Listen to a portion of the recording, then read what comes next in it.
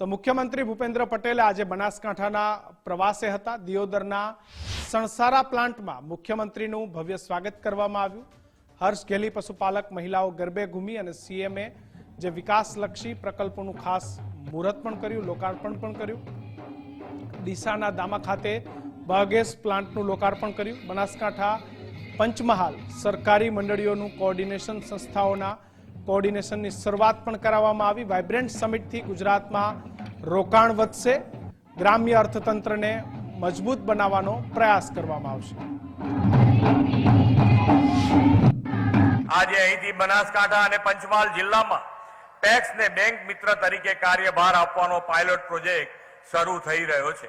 આ પાયલોટ પ્રોજેક્ટથી ત્યાંના ખેડૂતો, પશુપાલકોને બેન્કિંગ સેવા મળતા તેમાં ફોર્મલ ઇકોનોમીનો ભાગ બનશે।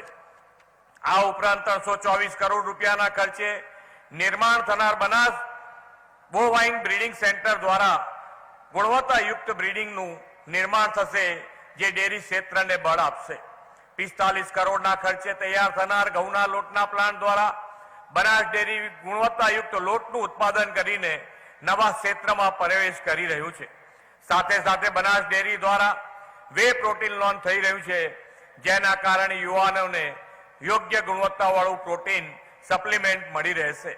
કેમિકલ યુક્ત આહારની આજે મોટી ચિંતાનો વિષય છે।